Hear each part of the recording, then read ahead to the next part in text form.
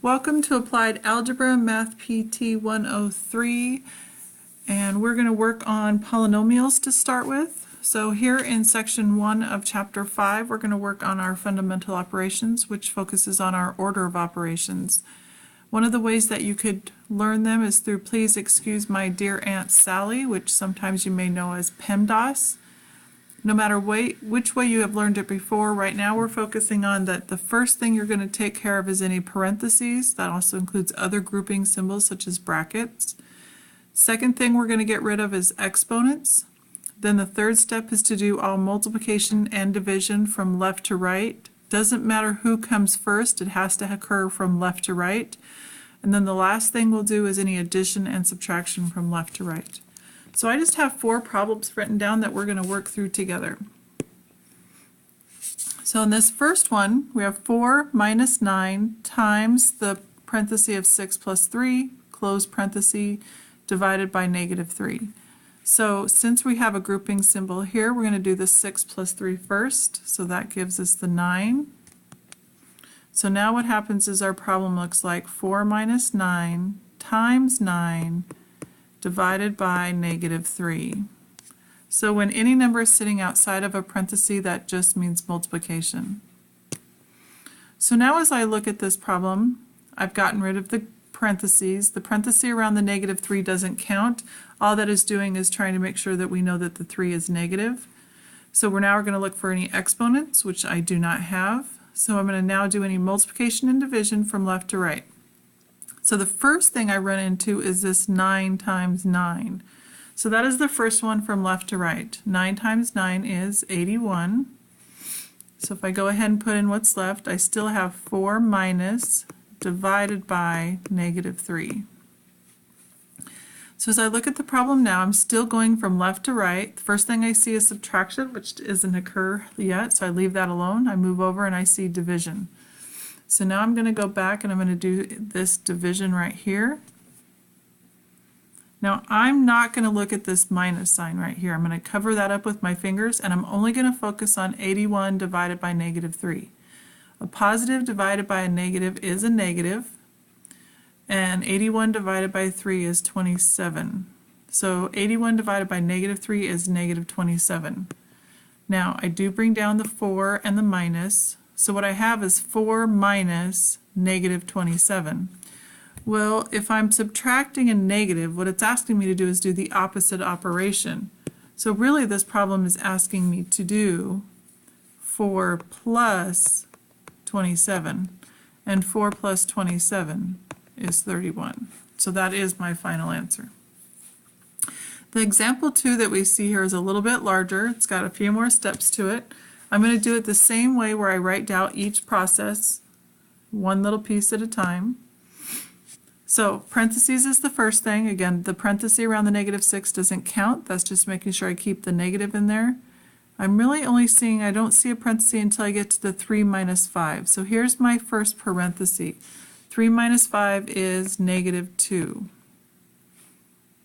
So we're going to go ahead and rewrite the rest. I have negative 6 plus 5 times negative 2 squared times negative 9, and I've ran out of room. So I'm going to actually rewrite some of this here. Let's get rid of my red, and I'm going to move it over a little bit. So negative 6 plus 5 times negative 2 squared times negative 9 minus 7. There's the negative 2, and I still have the power of 3. Okay, so now I'm going to find out what's next. I don't have any more parentheses or work to do within the parentheses.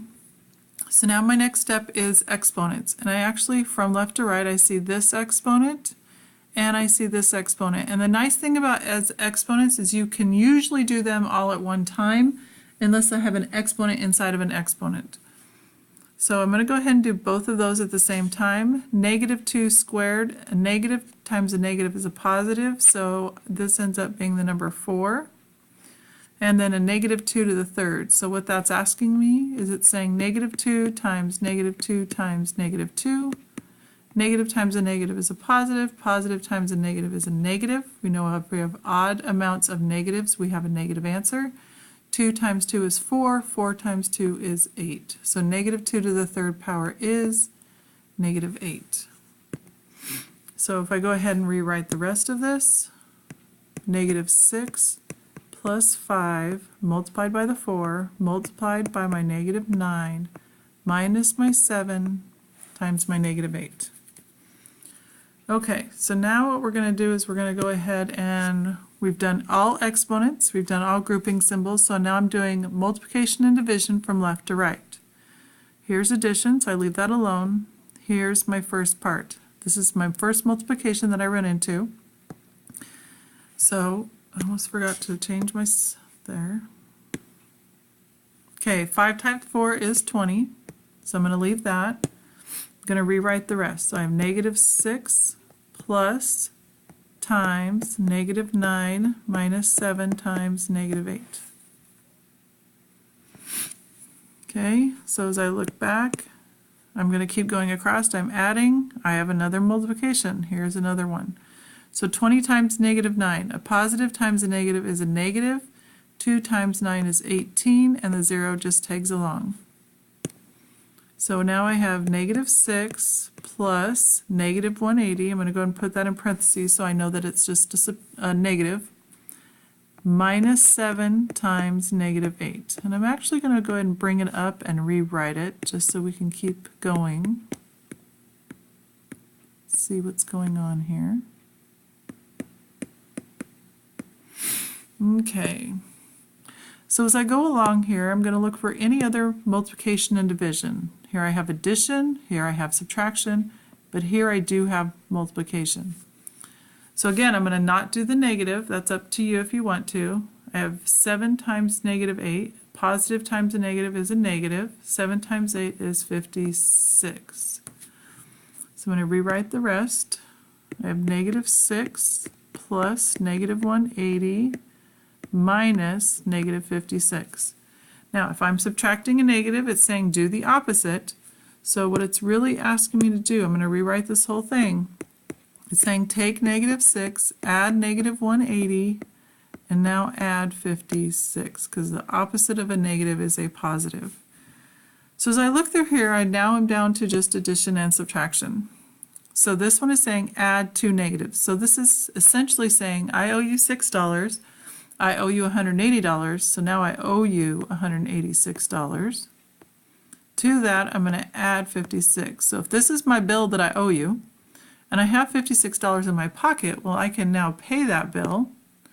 Negative 186 plus the 56 that I'm paying you, I still do owe you $130. Most of us have used money within our normal lives, and so a lot of times when you're doing any adding and subtracting, it's nice to be able to go back and think about how we would pay a bill.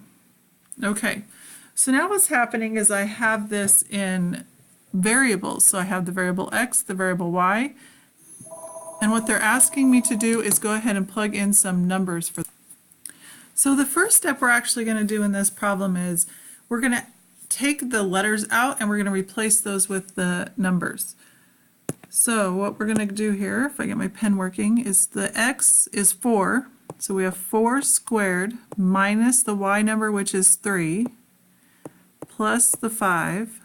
That's all divided by 2 times x, which is still 4, and minus 2.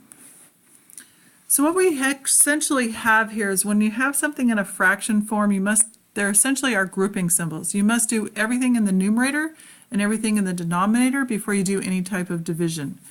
So we're going to go through and just focus on one part at a time. So as I look at my numerator, I don't have any grouping symbols, but I do see an exponent, so I can skip straight to part 2.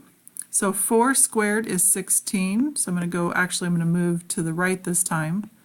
So it's 16 minus 3 plus 5. Now as I look at this, I only see subtraction and addition, so I can skip down to step 4. Within that, I have to make sure I do it from left to right. So the 16 minus 3 is the first thing I'm going to do. 16 minus 3 is 13. I still have the plus 5. Now I just have 13 plus 5. So my last step is going to show me that my numerator is at 18. Now I'm going to go to the denominator and do the exact same thing. So looking at my denominator, I don't see any grouping symbols. I don't see any exponents. I do see a multiplication. I do see 2 times 4. So when I look at my 2 times 4 here, I'm going to get 8. The negative 2 will tag along. Now I only have one thing left. I only have 8 minus 2. So I'm actually going to skip all the way over to here. And 8 minus 2 is going to give me 6. So now I have just one piece left, and this is actually division. And because they were in this fraction form and these essentially were grouping symbols, I had to do everything in the numerator, everything in the denominator, and now I'm going to get to divide. So you do have to treat it a little bit different than what we're used to. So 18 divided by 6 is 3. So make sure you do that division on anything that looks like a fraction last. Okay, so the last one we're going to do is this one, and that will be the end of section 1 when we're done with this one. So again, we're going to take the letters out and we're going to replace them with the numbers. So I have 3, I have A, which is 6, so it's 3 times 6 squared. Now I do have a parenthesis, B, which is 10, minus 3 times C, which is negative 5. I am going to go ahead and put that in another parenthesis there. So you'll notice I have a double parenthesis. If that bothers you, the other option you can do is to make it a bracket. And actually, let's go ahead and do that to just try and take out any confusion. So I'm going to use a different grouping symbol within that. And then I have a minus. Let's go back to the red. So I have minus 6 times A. A is 6.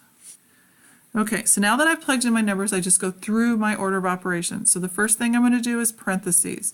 Well, that includes all grouping symbols, which includes these green brackets. So within the green brackets here, I'm going to think about just those and see what I need to do. Within here, same rules apply. So I don't do the subtraction first because in my steps, subtraction is step 4 and multiplication is step 3. So I have to do this first. So 3 times negative 5 is negative 15. I do have 10 minus that. So 10 minus that means that I'm going to do the opposite. So it's really saying do 10 plus 15. So everything here ends up just being 25. So I'm going to go ahead and rewrite the rest of it. So I have 3 times 6 squared times 25. That's all of this bracket. Now notice that bracket was squared, so I still have that squared, minus 6 times 6. Okay, so we've taken care of any grouping symbols. So now I'm going to do any exponents. So exponents, I see 2 of them. I have one here and I have one here. 6 squared, 6 times 6 is 36. 25 squared, if you don't know that, grab your calculator. 25 times 25 is 625. I'm definitely going to have to get my calculator out here pretty quick, because I've definitely got some bigger stuff going on. So those two end up being my exponents. So I still have the front 3 minus, I still have the 6 times 6. Just grabbing my calculator here real quick. Okay, so as I continue on, I've taken care of all the exponents. So now we're going to go ahead and move on into any multiplication and division from left to right. So this is the first one I'm going to run into. So 36 times 3 is 108. So I have 108 times, still have the 625, minus the 6 times 6. Okay, if I'm still looking from left to right, 108 minus 6 1/4. This is getting to be some large numbers. So this is 67,500 minus 6 times 6. Left to right, now I still have a multiplication with a 6 times 6. So 6 times 6 is 36, and I'm going to bring it on up here so I have some more room. 67,500 minus 36. That is the last thing I'm going to end up doing now. So my final answer ends up being 67,464. Okay, go ahead and work through the assignment. If you have any questions, please let me know so I can help you, and I'll be back with section 2.